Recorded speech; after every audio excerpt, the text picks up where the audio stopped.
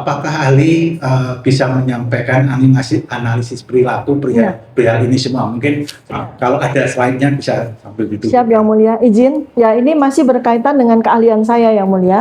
Jadi mohon untuk di-scroll di awal. Jadi ini berkaitan sekali dengan ilmu perilaku ya. Nah, saya mohon izin karena ada sedikit kesalahan tulis. Seharusnya 22 Oktober 2022 Yang Mulia.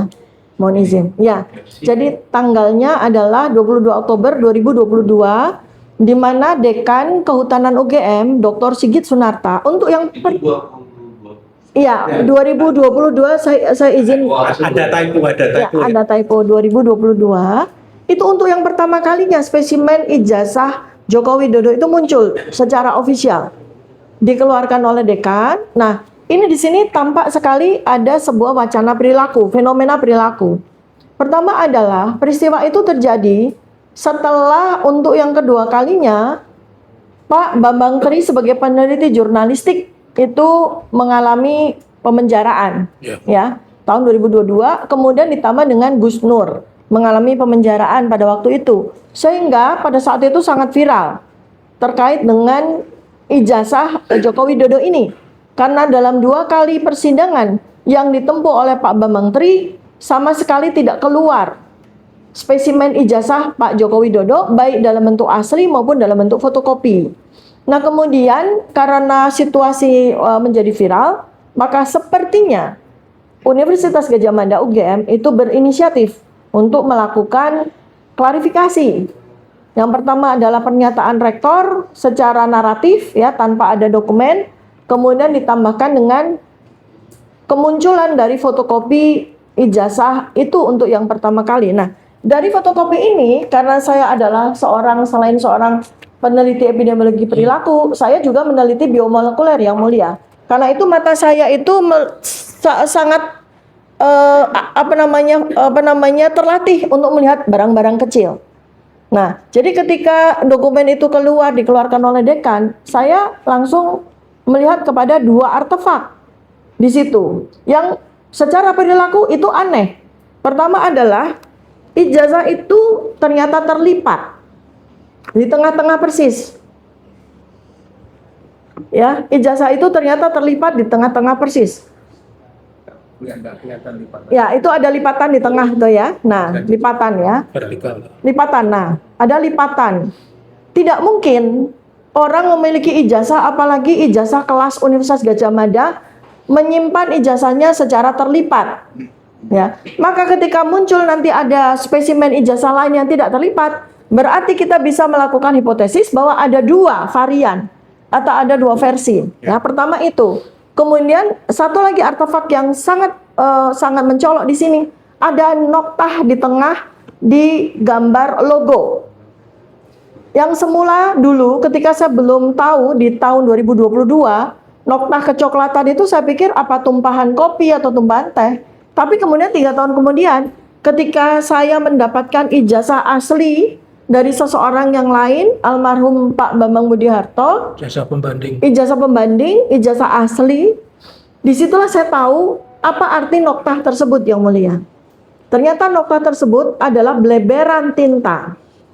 Bleberan tinta yang berkemungkinan terjadi karena usia dari dokumen tersebut. Ini masih hipotesis Yang Mulia ya. Nah, kemudian yang aneh lagi yang kedua tentang perilaku adalah mengapa bukan yang bersangkutan sendiri yang mengeluarkan ijazah tersebut? Mengapa harus diwakili oleh Dekan Fakultas Kehutanan UGM?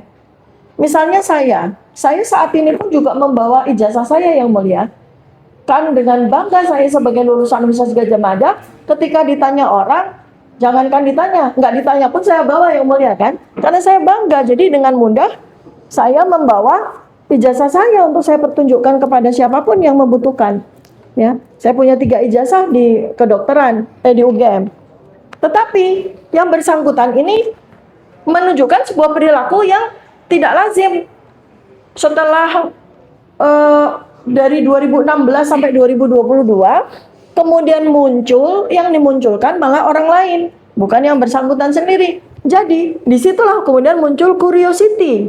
Itulah awal mula saya kemudian melakukan penelitian terhadap persoalan fenomena ijazah Joko Widodo ini yang mulia.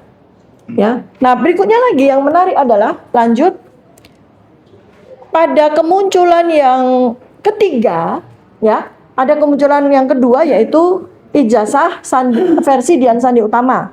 Nah, ini saya bahas kepada kemunculan ijazah spesimen ijazah yang ketiga, yaitu di tanggal 22 Mei 2025 pada peristiwa presentasi atau laporan oleh Bareskrim yang mulia. Pada tanggal 22 Mei 2025, Bareskrim menunjukkan 2 spesimen ijazah. Ini mungkin orang-orang tidak terlalu paham. Pada hari yang sama, Bareskrim menunjukkan 2 spesimen ijazah. Yang pertama adalah yang dimunculkan pada slide proyektor yang besar, bentuknya seperti ini. Dan kalau kita melihat 2 artefak yang tadi saya sebutkan, maka tampak kemungkinan besar yang muncul di Bareskrim ijazah yang pertama ini adalah dari sumber yang sama dengan Dekan Kehutanan UGM. Karena ada 2 artefak yang menjadi ciri khas dari fotokopi tersebut. Pertama adalah lipatan di tengah-tengah dan noktah bleberan tinta. Nah, pada hari yang sama, lanjut, Bareskrim juga menampilkan 1 ijazah lagi ini. Ijazah ini muncul di hari yang sama, di saat yang sama. Ijazah yang oleh Pak Joko Widodo dikatakan ini ijazah yang saya serahkan kepada Bareskrim, dibawa oleh adik ipar beliau. Jadi tangan yang terlihat itu adalah tangan dari adik iparnya Pak Joko Widodo, menunjukkan ada ijazah. Kita bisa melihat dengan kasat mata tanpa harus menggunakan ilmu bahwa ijazah tersebut tidak terlipat dan ijazah tersebut tidak ada noktah bleberan tinta. Padahal pada saat yang sama ada 1 varian ijazah dalam bentuk fotokopi yang terlipat dan ada bleberan tinta. Nah, ini artinya kan berarti ada dua versi ijazah nih dalam saat yang sama yang mulia. Nah, ini sebagai catatan, ini perilaku lagi yang mulia. Jadi saya membuat sebuah premis. Kalau Bareskrim itu mengeluarkan 2 versi ijazah pada hari yang sama, maka sebetulnya Bareskrim memberikan sinyal. Saya sebagai peneliti menangkap resonansi sinyal itu. Peneliti itu nalurinya kan selalu meneliti kepada setiap hal yang tidak sesuai. Maka saya tanya dalam hati saya, dalam pertanyaan ilmiah saya, apakah sebetulnya Bareskrim ini bermaksud untuk memberikan petunjuk kepada saya, hai peneliti, tolong teliti lebih lanjut dari 2 spesimen yang kami dapatkan. Itu ya yang mulia. Disitulah kemudian saya terus melanjutkan penelitian saya. Dan kemudian muncullah sebelum peristiwa Bareskrim 22 Mei 2025 itu di tanggal 1 April 2025. Ini juga studi perilaku lagi. Nah, ini dia. Jadi seseorang masyarakat biasa bernama Dian Sandi bisa-bisanya mendapatkan akses atas ijazah yang diklaim oleh yang bersangkutan sebagai ijazah asli dari Pak Joko Widodo. Dan pada beberapa waktu kemudian ternyata itu dibenarkan oleh Pak Joko Widodo sendiri dalam satu video. Jadi Pak Joko Widodo sendiri menyatakan bahwa saya sudah memberikan maaf kepada, antara lain ya, saya sudah memberikan maaf kepada Mas Dian Sandi karena telah memposting ijazah saya. Artinya Pak Joko Widodo membenarkan secara implisit bahwa apa yang diposting oleh Dian Sandi ini adalah ijazah dari beliau.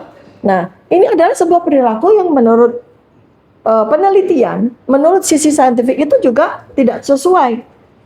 Kalau memang pada waktu itu yang bersangkutan sudah ingin waktunya untuk mengeluarkan ijazah so-called asli, yang disebut sebagai asli, dan dikeluarkan pada waktu itu senerai dengan peristiwa di mana saya dikriminalisasi, dilaporkan polisi, mengapa bukan beliau sendiri?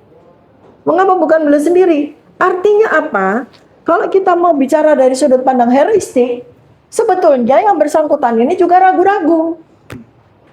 Ada sebuah keraguan, ada sebuah ketidakpercayaan diri. Nah, keraguan ini saya hitung lagi yang mulia dengan Bayesian. hitung lagi, harus dihitung lagi. Dan ada pada buku saya, buku Jokowi White Paper, di mana itu hasil penelitian saya bersama 2 teman yang lain. Jadi ternyata kenapa Pak Joko Widodo pada waktunya ijazah itu disebut asli itu muncul, kenapa bukan beliau sendiri? Bahkan pada waktu itu berkali-kali beliau mengatakan, saya akan membawa ijazah saya ke pengadilan di saat itu. Tapi ternyata sampai dengan hari ini tidak terjadi Kalau juga. itu perilaku apa, Saudara Ali? Ya itu. Yang mengatakan janji akan membawa, tapi tidak pernah direalisasi. Itu kalau itu perilaku apa? Itu jadi memang ini saya harus mengatakan dengan bahasa harfiah, sejalan juga, senarai juga dengan perilaku yang menjadi habituasi dari yang bersangkutan, yaitu habituasi berbohong. Ya. Kebiasaan. Oke, Saudara Ali akan. Ya, habituasi. Nanti Saudara sempat Habituasi. menyebut ada ijazah. Mohon izin majelis P9 yang P9. Dianalisa itu. Baik. Nah, Apa yang bisa Saudara sampaikan menurut kalian Saudara perihal bukti P9 yang kami perlihatkan kepada Ya. ahli? baik, izin di scroll slide. Saya ingin menunjukkan hal yang menarik pada ijazah P9 ini yang mulia. Lanjut. Jadi saya mau menunjukkan sebuah perbedaan ketika kita menjalankan teknologi ya. Kalau apa silakan Mas. Baik. Tidak ada ya. Ya. Silakan. Ya, Jadi di depan sini Bu Dokter. ya, Panjang ke depan Bu. oke, saksi. Iya, iya. Ini bilang dari kuasa 1 sampai Izin yang mulia. P9 ya. Sebentar. Ini saya ya. Ya. Ya. Begini yang mulia ya. Jadi kami mendapatkan spesimen ini dan saya pun juga menjadi saksi yang mulia. P9 ya. Ya. Jadi ijazah asli ini saya pun juga melakukan penelaahan dengan panca indera saya karena saya menemukan Pernah melihat aslinya? melihat aslinya. Ya. Karena itu saya tahu persis Melalui Pancendra. panca indera. Ya. Saya bertemu dengan ijazah ini langsung. Asli panca indera. Nggak bisa kita nyatakan ya berarti kan? Bukan, dia melihat ketemu dengan pemilik ijazah. Pemilik ijazah ini. Jadi panca indera jadi Maksudnya Oh, dia Lambang ketemu dengan siapa Pak ini? pemilik ijazah ini. Siapa namanya? Ahli warisnya yang pernah menjadi saksi di sini. Ya.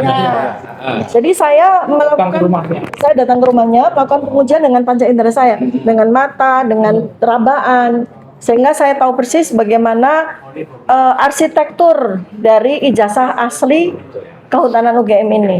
Tahun yang sama. Ya, di tahun yang sama. 185 ya. Iya, tahun 1985. Yang jelas adalah pada ijazah ini tampak sekali ada watermark sebagai arsitektur yang paling dominan pada ijazah ini. Kemudian ada emboss atau cap ceklot untuk mengunci ijazah dari rektor. Kemudian materai yang sesuai dengan undang-undang tahun 2013 bahwa pada tahun 2003. Jadi sesuai dengan undang-undang bahwa materai pada yang berlaku pada tahun 1985 itu Rp500. Jadi ini, nah kemudian ketika saya melakukan pengujian yang mulia, apakah kalau difotokopi berulang kali itu watermarknya hilang dan apakah embossnya hilang? Ternyata tidak yang mulia. Jadi ini saya fotokopi berulang kali. Ternyata watermarknya Fotokopi. ya, Beberapa kali. ya, Di berulang hasilnya kali. ini ya. Hasilnya ternyata watermarknya masih jelas, kemudian embossnya masih jelas. Ya, nah ini tidak terjadi pada ijazah yang dinyatakan sebagai ijazah Joko Widodo Yang dimuat oleh Dian Sandi. yang dimuat oleh Dian Sandi. Kita bisa melihat perbedaannya. Ya, tidak terlihat adanya watermark dan tidak terlihat adanya emboss. Ya. Kemudian ketika difotokopi berulang kali, ya,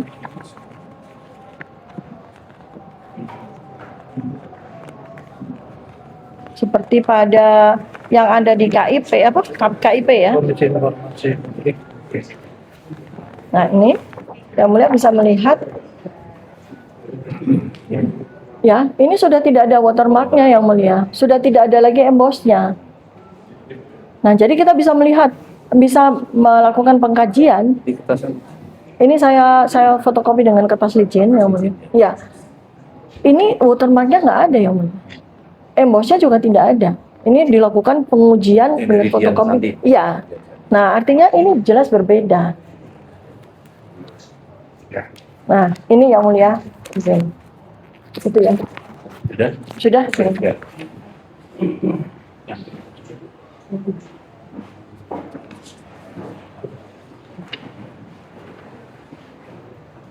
Mohon berikutnya P28. Jadi 28. Oh ya. Yang P27. P27, P28. P27 dan P28. Oh, P27, P28. Ya, Silakan. Oke, Saudara Ali. siap. Nah, saudara perhatikan, saudara mengenali itu apa itu yang kami pertunjukkan kepada saudara Ali itu apa itu? Pada P28 Ya, ada 4 foto. ya. Oh. Yang menarik adalah foto yang keempat. Oke, Yang ada nama Joko Widodo. oke. Itu yang P27, P27. P27 adalah fotokopi scan dari album alumni. Oke, jadi itu adalah bagian adalah ekstraksi dari buku alumni ya. Baik. Oke. Perhatikan lagi foto yang di situ Joko Widodo di situ. Ya. Sesuai dengan keahlian saudara perihal perilaku. Apa yang saudara Ali bisa terangkan mengenai kejadian itu? Kejadian bahwa dia itu ada di buku alumni UGM tahun pada waktu itu buku alumni diciptakan tahun 1988 kan sudah ada foto itu. Tahun 1988. Ya. Ya, ya. Baik. Apakah itu foto? Berarti kan sama dengan penjelasan saudara dengan foto kan? Ya, Bagaimana sekarang saudara Ali bisa jelaskan mengenai buku alumni itu? baik. Izin ditunjukkan yang ada foto perbandingan teknologi. Foto Pak Joko, foto Joko Widodo. Ya, ini mungkin bisa diperbesar. Ya. Jadi ini foto yang ada di album alumni yang mulia. Ini juga sudah saya uji ya. Ternyata foto ini identik dengan foto yang ada pada ijazah. Jadi foto yang ada pada P28 ini identik dengan foto yang ada ijazah dari Dian Sandi. Ini foto identik 100%. Nah, ketika kemudian saya lakukan enhancement dengan teknologi, maka fotonya itu. Ya. Ya. Apakah Artinya ini adalah foto identik. foto identik? Oke. Pertanyaan kami selanjutnya, apakah menurut ahli foto yang ada di ijazah itu diambil dari buku ini? Foto yang ada di menurut pendapat ahli, foto yang ada di ijazah itu diambil dari foto ini. Dan ini yang paling tua. Nah. Karena ini yang paling tua. Paling tua dan Bukti itu paling tua, tahun 88. tidak ada rekayasa digital kan di situ menurut ahli. Nah, ada Ya. ya. Oke.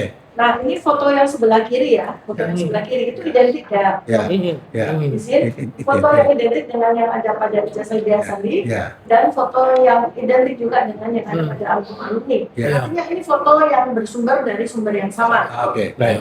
Dan Dengan cukup. sumber yang sama. Nah, tetapi dari sisi perilaku, Ya. saya ingin menyampaikan sesuatu yang dalam bentuk kesaksian saya. Pada tanggal 15 April 2025, di mana saya hadir di Universitas Gadjah Mada bertemu dengan rektorat, di mana di situ saya dihadirkan sebagai saksi sekaligus ahli oleh TPUA. Ya. Ya.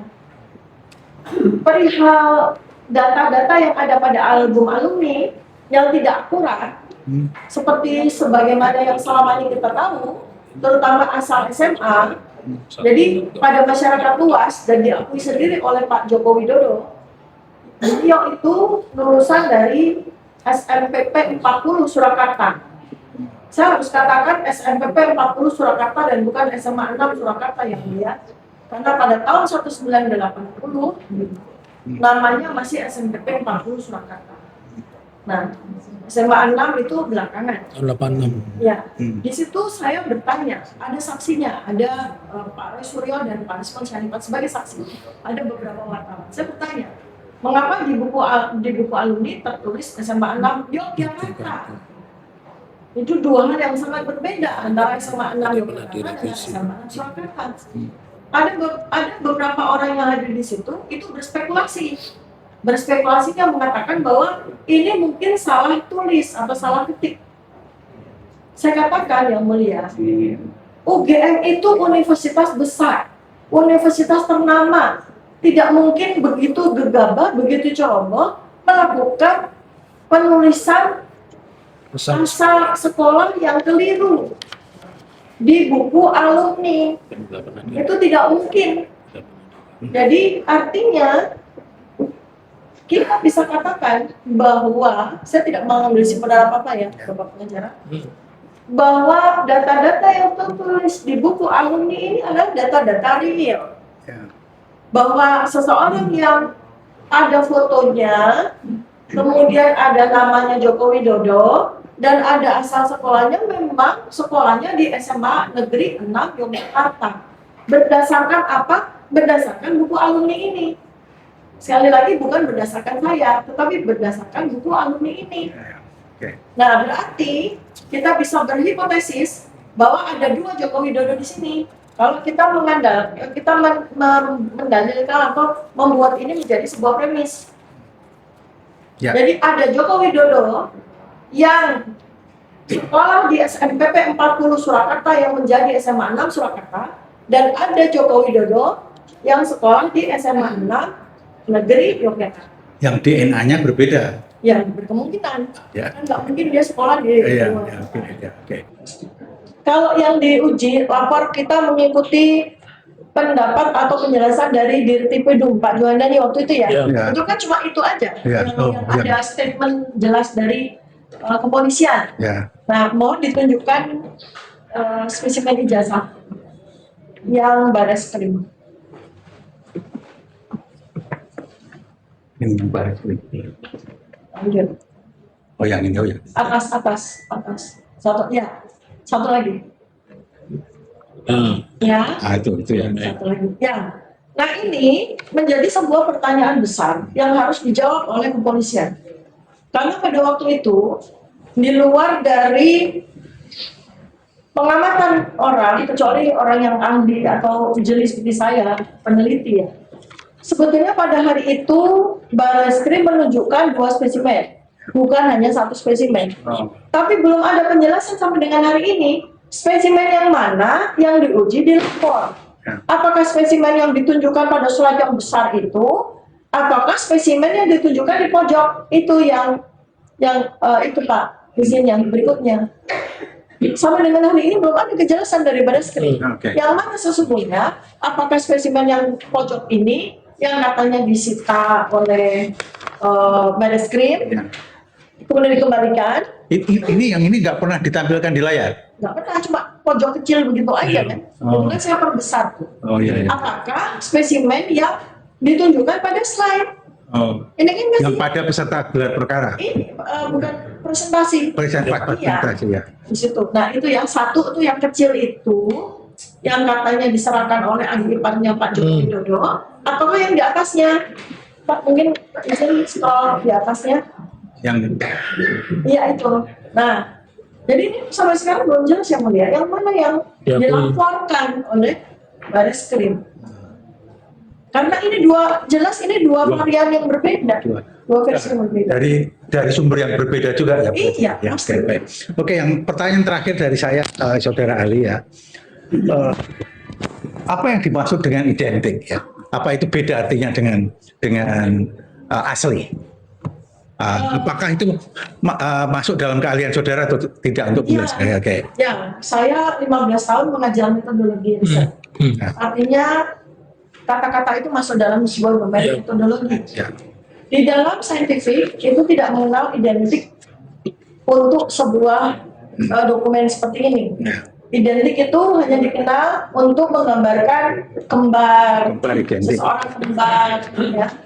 Kembar identik gitu ya. Berarti dia berasal dari apakah itu sperma yang sama, apakah itu ovum yang sama, menghasilkan bayi yang kembar identik. Ya. Tapi tidak pada dokumen. Jadi istilah identik itu tidak tepat diterapkan pada Pengujian. pernyataan terhadap pengujian. Kemudian yang kedua, kalau ini kita bicara tentang dokumen, maka hanya ada 2, asli atau palsu.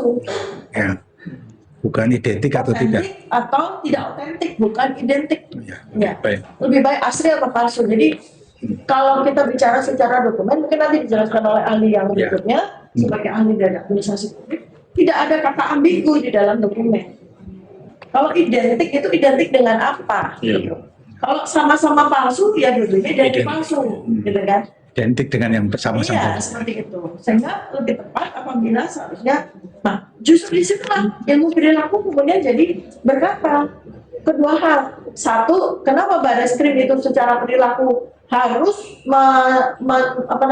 menampilkan dua spesimen ijazah yang berbeda, ya kan, cara perilaku. Lalu yang kedua, mengapa Barreskrim menggunakan kata identik instead of asli atau palsu? Jadi di situ kita bisa melihat ada ambiguisitas, ada sebuah keraguan, ada kebelumjelasan dari pihak Barreskrim sendiri. Atau bisa dikatakan ada sikap melindungi. Saya tidak mau berspekulasi, tetapi untuk saintifik saya lebih berpendapat, ya, opinion expert saya menyatakan bahwa Barreskrim masih belum final, masih mengalami yang disebut sebagai ambiguisitas. Maksud saya melindungi tadi mungkin bahasa yang tepat cover up gitu loh maksudnya. Melindungi dirinya sendiri mungkin ya, karena memang masih belum lengkap juga dan masih belum jelas juga pada waktu itu. Karena pada waktu itu Bapak pengacara pada tanggal 22 Mei 2025 itu dokumen mendukung pendukung itu masih sekitar 50-an. Belum Setelah 709. belum 709 dokumen, malah tambah bingung ya. Oke, baik. Akan dilanjutkan. Kami lanjutkan, Bapak Hakim. Ya, silakan. Sebelum saya lanjutkan pertanyaan, karena pertanyaan saya banyak, saya membagi dua tentang analisis sosok dan tentang analisis ijazah. Pertanyaan saya sebelumnya, apakah Anda melakukan dua analisa tersebut? Satu, analisa tentang sosok wajah, dan yang kedua, analisa tentang ijazah. Ya. Oke, saya lanjutkan jika demikian. Skor dicabut sidang kembali. Silakan dilanjutkan. Baik ahli, pertanyaan saya mulai. Saya tertarik Anda menjelaskan tentang neuroscience behavior. Nah, pertanyaan saya, jadi nanti terbagi menjadi dua, analisis sosok wajah dan yang kedua tentang analisis ijazah. Di dalam ilmu yang Anda tekuni, dalam ilmu neuroscience dan anatomi, apakah struktur tulang wajah orang dewasa itu bersifat relatif permanen atau bisa berubah tiap saat? Wajah itu ada dua yang berkemungkinan berubah maupun tidak berubah. Ya. Jadi struktur wajah itu disangga oleh sekitar 42 otot wajah dan oleh struktur tulang wajah. Nah, kalau ada seseorang yang kemudian mengalami perubahan morfologi, itu berarti terjadi sebuah cedera yang sangat serius berkaitan dengan otot yang kemudian merusak otot dan atau merusak tulang. Artinya, kalau ini terjadi secara alamiah, tidak ada perubahan. Dan itu ditunjukkan dengan beberapa artefak yang tadi saya uji dengan menggunakan facial action cognition maupun dengan Bayesian. Ya. Jadi intinya kalau ada eksiden, wajah itu baru bisa berubah. Ya. Baik, pertanyaan kedua. Atau operasi plastik. Atau operasi plastik ya. Baik, saya lanjutkan kembali ahli. Apakah jarak antar mata interorbital, interorbital distance, bentuk tulang hidung, nasal bridge, dan garis rahang atau mandibula, dan posisi telinga itu merupakan parameter primer di dalam identifikasi wajah seseorang? Iya, betul. Jadi saya ulang kembali penjelasan saya ada di slide yang tadi Bapak izin, yang ada perbandingan di bawah, skalanya di bawah. Lanjut.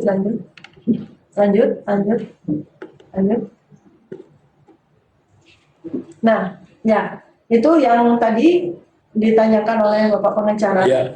Jadi ada beberapa yang saya sebut sebagai artefak ya, artefak permanen yang tidak bisa berubah karena usia, kecuali apabila ada sebuah cedera yang serius ya.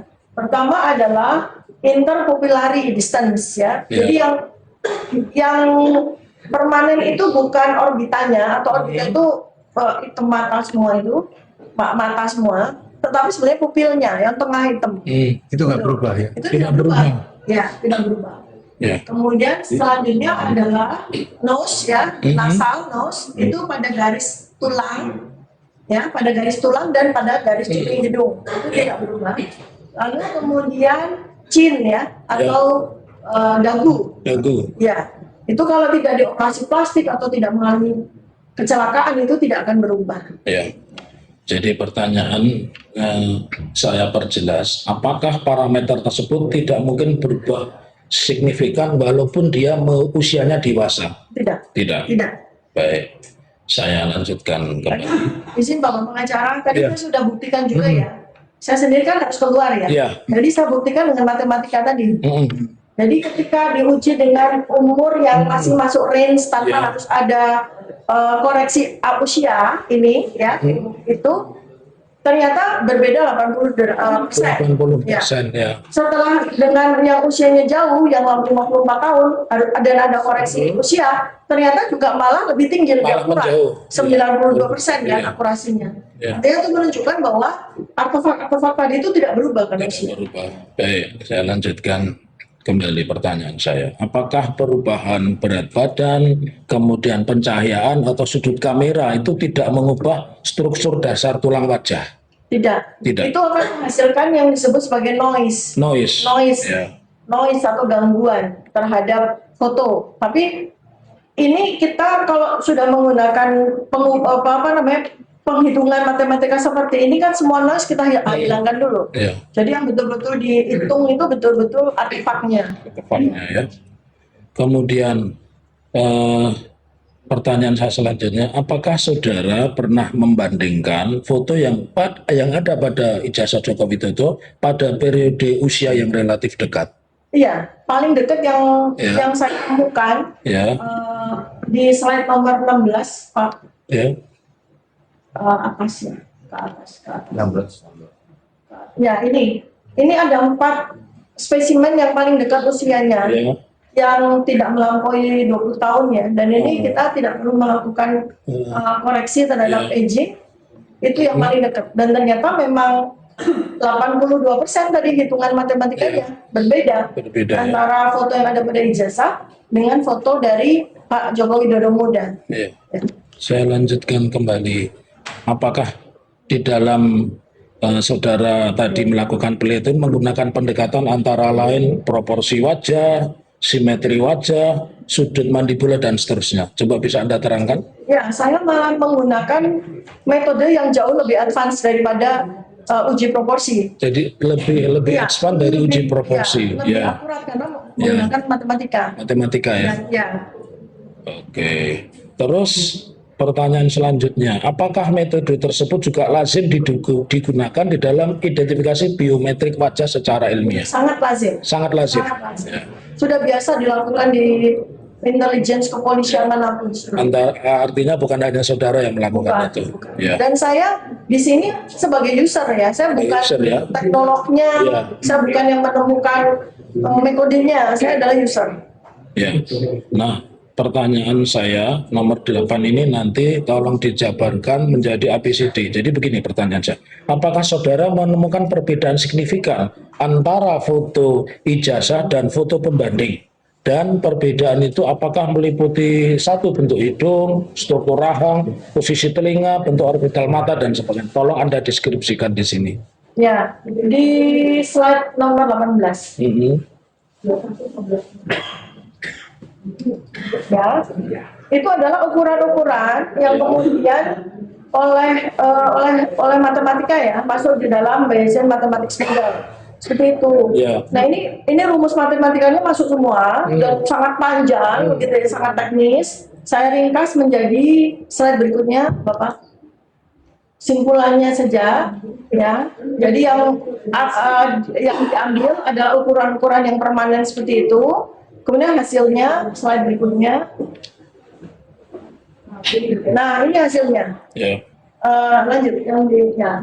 Jadi ketika kita melakukan uji diferensiasi berbasis matematika model Bayesian heuristik, didapatkan bahwa persamaan prior antara foto yang ada pada ijazah Joko Widodo ini Ya. dengan foto Presiden Joko Widodo itu ternyata perbedaannya sebesar 86,6% pada foto yang tidak dikoreksi dengan aging, dengan usia. Ya. Ketika kita melakukan koreksi terhadap aging, lanjut Ya. di slide berikutnya, ya, karena saya menguji foto ketika beliau menjadi presiden, ya. Lanjut.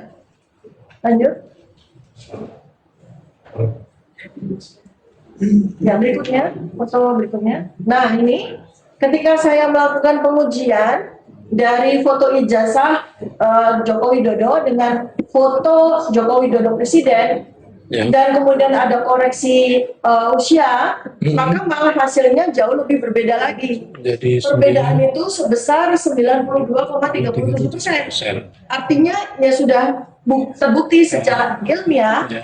bahwa foto pada ijazah Joko Widodo bukan foto dari Presiden Joko Widodo. Betul, ya. Baik, ahli, ini pertanyaan selanjutnya. Mohon tidak betul-betul ya. Jadi kita sedang mengikuti kuliah, ya. Pertanyaan selanjutnya, bagaimana pendapat ahli tentang probabilitas bahwa kedua foto itu berasal dari orang yang sama? Probabilitasnya seperti apa? Itu berdasarkan perhitungan matematika model, Heeh. probabilitasnya itu cuma 7%. 7%. Artinya foto itu memang Betul-betul bukan foto Joko Widodo. Joko Widodo. itu yang saya harapkan dari Ya. Anda. Ya, baik. Ya. Saya lanjutkan kembali, ahli. Di dalam ilmu kedokteran, apakah gangguan refraksi, misalkan seorang menderita rabun cekat, rabun jauh, kemudian astigmatisme, dapat tembus secara total alami seiring bertambahnya usia tanpa intervensi medis? Jadi dulu saya pakai kacamata, ketika tua saya tanpa operasi medis, tiba-tiba saya jadi mata saya seperti bionik, bisa melihat. Apakah seperti itu terjadi? Ini persoalan refraksi ya. Ya. Mungkin terjadi, Mm-mm. tetapi tidak terjadi secara konsisten seperti yang pada Pak Joko Widodo ini. Iya. Karena gini, ya, saya setback kepada penjelasan saya tadi di awal sekali. Ya. Pada saat kemunculan seseorang bernama Joko Widodo yang kemudian menjadi wali kota di tahun 2005, wali kota di 2010, gubernur di 2012, presiden 2014, presiden 2019, ya, itu ada sebuah kesenjangan secara kronologis kalau kita kaitkan dengan appearance, ya, seseorang yang disebut sebagai Joko Widodo. Ya. Karena pada masa sekitar 5 tahun ini saya lakukan ongoing research, sekarang sedang berjalan, antara sekitar tahun 2000 sampai tahun 2005 ada beberapa varian orang yang disebut Joko Widodo. Varian pertama, orang berambut tebal, belah tengah, kacamata, kumisan, mohon maaf ya, bibir agak tebal, gigi agak rapi begitu. Ada varian yang rambutnya tipis, belahnya di pinggir, tidak berkacamata. Ada lagi varian berikutnya, berkacamata tapi tidak berkumis. Ada varian-varian seperti itu tuh ada, dan jumlahnya cukup banyak, bisa puluhan bahkan ratusan. Nah, jadi ketika kita mencoba untuk mencari sebuah justifikasi terhadap perubahan refraksi, refraksi itu menggunakan kacamata berbeda, maka kita harus melihat dari sisi chronological time, age. Karena orang nggak bisa tidak, secara alami itu pasti berkacamata di usia 40 tahun. Nah, ketika seseorang itu kemudian pada masa mudanya itu berkacamata, lalu kemudian pada masa tuanya 40 tidak berkacamata, itu melanggar hukum natural. Karena seharusnya dia justru malah jadi presbiop. Presbiop itu kacamata karena usia dan kacamata pada saat dia muda. Kalau kita melihat selama kurang lebih 10 tahun aja Pak Joko Widodo presiden ini, bahkan membaca saja beliau tidak menggunakan kacamata baca. Berarti kan ada sesuatu. Apakah sebetulnya beliau benar-benar membaca atau tidak membaca tuh gitu? Karena tidak mungkin orang berusia 40 tahun ke atas itu nggak pakai kacamata, tuh nggak mungkin, kecuali kecuali memang ada sesuatu yang terjadi, misalnya ada operasi lasik misalnya seperti itu. Ya. Tetapi yang bersangkutan kan justru malah melakukan negasi yang mulia terhadap ada kemungkinan operasi lasik. Karena yang bersangkutan ketika ditanya oleh wartawan, kenapa Bapak tidak berkacamata lagi? Ya. Beliau menjawab, saya kacamatanya pecah dan saya tidak punya uang untuk membeli lagi.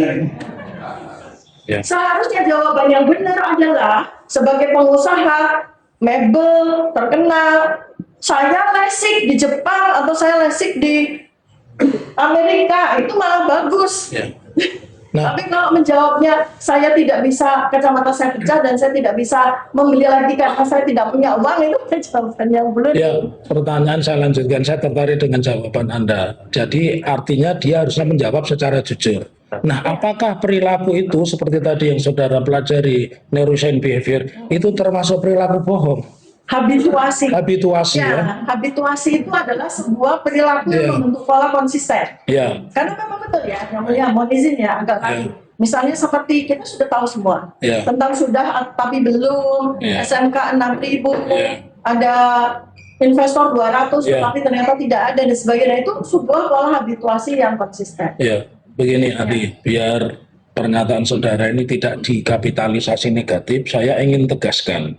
Artinya, apakah seorang yang menjelang tua itu cenderung memakai kacamata atau tidak memakai kacamata dengan catatan tanpa intervensi medis? Setiap orang, Iya. saya tegaskan sekali lagi, Heeh. setiap orang akan mengalami perubahan refraksi Iya. di usia 40 tahun kan. Ya, Ya. karena saya dulu nggak pakai kacamata, 5 tahun terakhir saya harus pakai kacamata. Ya, karena memang Ya. itu natural. Jadi kalau ada orang yang dulu di masa mudanya berkacamata, kemudian tidak berkacamata dan tidak ada penjelasan mengalami operasi refraksi, lasik dan sebagainya, ya itu adalah ada sesuatu yang melawan hukum alam. Ya, saya lanjutkan kembali pernyataan kepada ahli ya. Anda tadi kan membandingkan selama 10 tahun penelitian Anda waktu Pak Joko Widodo menjadi wali kota, gubernur, kemudian presiden itu kan tidak pernah memakai kacamata ya. Lalu pertanyaan saya, secara medis, apakah kecil kemungkinan orang yang sejak muda berkacamata, kemudian setelah tua itu menjadi normal tanpa koreksi optik? Tanpa intervensi, Iya. boleh dibilang tidak mungkin. Tidak mungkin. Secara medis ya, Ya, itu harus ada ya. koreksi. Ya, makanya pertanyaan saya kan Anda kan seorang dokter, Anda kan pakai kacamata gitu kan, jadi ya harus ada koreksi secara medis ya, tanpa Iya. itu tidak mungkin. Iya. Ya, baik, Saya saya berkacamata sejak usia 15 tahun Iya. sampai sekarang, malah nambah kan jadi kacamata Iya. stop. plus. Bukan nggak hilang semua. Iya, iya. Baik, sekarang pertanyaan saya lanjutkan. Di dalam ilmu anatomi, apakah susunan gigi seseorang, ya, kemudian lengkung rahang, dental arch, dan itu merupakan struktur yang relatif permanen. Permanen. Permanen ya. Permanen. Jadi tidak mungkin wajah saya bulat jadi kotak, itu tidak mungkin. Pergi ke Korea dulu operasi Oh, plastik. begitu. Ya, jadi Harus operasi. harus atau operasi. Ditabrak truk terlalu. Nah, Kecelakaan lah sebenarnya. Ya, ya. Jadi Tidak ya, mungkin ki- berubah secara ya, alamiah. kita makin yakin Anda memang seorang ilmuwan, Anda seorang ahli dan peneliti itu, ya. Kemudian pertanyaan selanjutnya, apakah ada perubahan signifikan, misalkan bentuk gigi, ya, kemudian hanya melalui yang terjadi melalui intervensi medis seperti ortodontik, treatment, pencabutan atau trauma. Apakah ada perubahan signifikan bentuk gigi? Karena misalkan saya dicabut giginya, gigi saya berubah semua jadi rapi dan sebagainya. Apakah jadi tidak rapi dan misalkan seorang giginya bagus, kemudian dicabut satu, tiba-tiba giginya jadi berantakan semua. Mungkin tidak seperti itu tanpa terjadi accident. Tolong dijawab ahli. Itu masih ada kemungkinan walaupun kecil ya. Iya. Tapi tetap masih ada kemungkinan. Ya. Ya. Jadi pertanyaan saya begini, secara signifikan bentuk gigi umumnya itu hanya terjadi melalui perubahan itu terjadi melalui intervensi medis, ya. Artinya apakah secara biasa itu bisa tiba-tiba bentuk giginya tadinya berantakan kemudian menjadi rapih, itu mungkin tidak itu? Kalau berantakan jadi rapi mungkin karena teknologi. Ya tanpa teknologi maksud nggak saya. mungkin. Tidak. Catatan selalu Ya.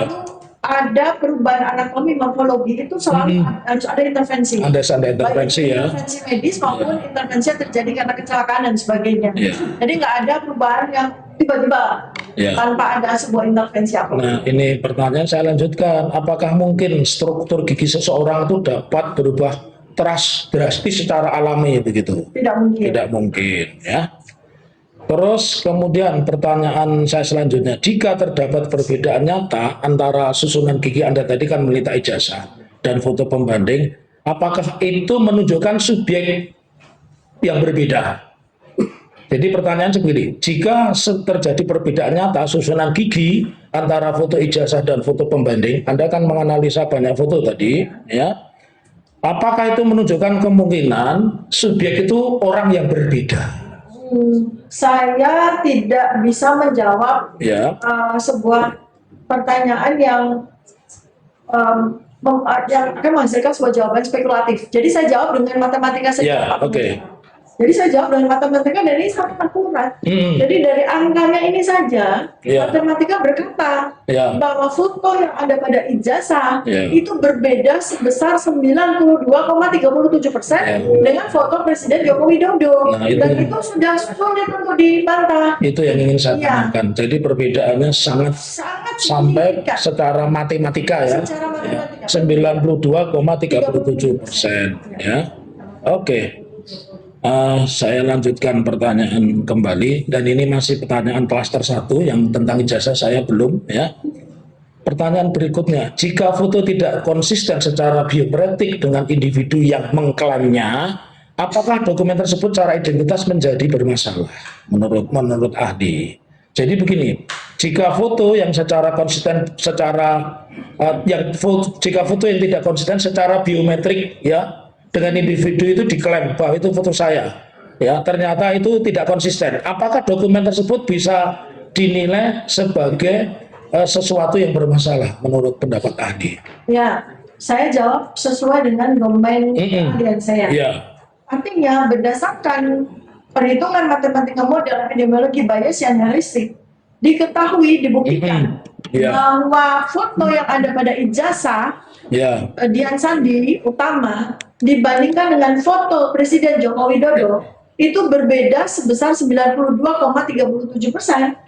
Artinya bisa disimpulkan Ya. bahwa dua foto ini adalah dua foto orang yang berbeda. subjek yang berbeda. Ya, dua foto subjek atau dua foto individu yang berbeda secara saintifik Secara ilmu. sebesar 92,37%. Jawabannya Ya, saudara ditanya berulang jawabannya sama. Ya.